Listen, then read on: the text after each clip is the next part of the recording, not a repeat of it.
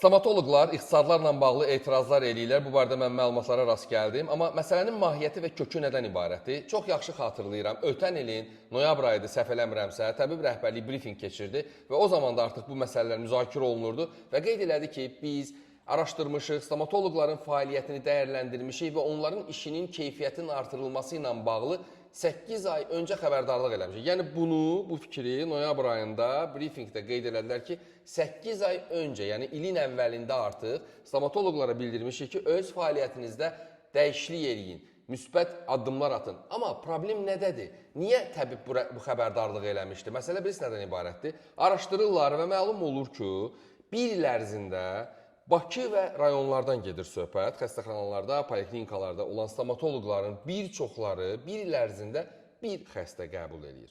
Və yaxud da ki, bir ay ərzində bir xəstə qəbul edir.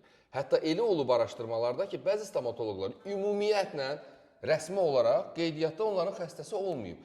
Və biləsiniz ki, stomatologiya, stomatoloq xidməti icbari tibbi sığorta paketinə aid deyil, yəni pulsuz deyil. Bu pullu xidmətdir. Nazirlər Kabineti tərəfindən stomatoloqların fəaliyyətinin bütün istiqamətlərində qiymətlər müəyyən olunub. Dişin çəkilməsi, müayinə, plombun edilməsi, cərrahi əməliyyat və s. və ilaxır. Və bu qiymətlər müəyyən olunduğuna görə stomatoloqlar qəbul edir pasiyenti, deyir ki, məsələn, dövlətin qoyduğu qiymət 30 manatdır. Amma sən mənə 20 manat ödəyəcəksən, mən onu qeydiyyata almayacağam, mən sənin dişini çəkəcəm, plomb qoyacağam və s. və ilaxır. Qəbulu nə bilim 5 manat, 10 manat.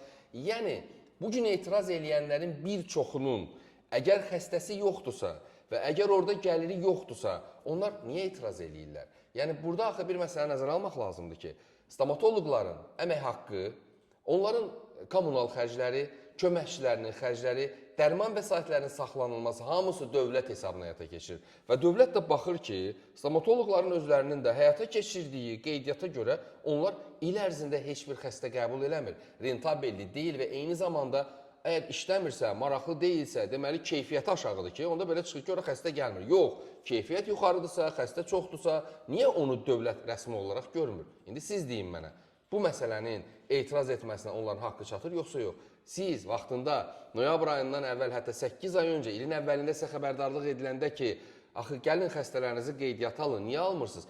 Və mən də hesab eləyirəm ki, əslində xəstəsini qeydə almadan, dövlətin müəyyən etdiyi tariflərdən kənar, öz şəxsi vəsaiti hesabına, daha doğrusu öz şəxsi vəsaitinə cəlb etməklə xəstəni müayinə etməsi, müalicə etməsi dövlət strukturunda, xəstəxana və poliklinikalarda. Bu həm də cinayət məsuliyyətidir, bu vergidən yayınmadır və əslində bu məsələdə bəlkə də insanlar günahı özlərində axtarsalar yaxşıdır. Çünki 8 ay öncə təbib rəhbərliyi tərəfindən sizə xəbərdarlıq edilib.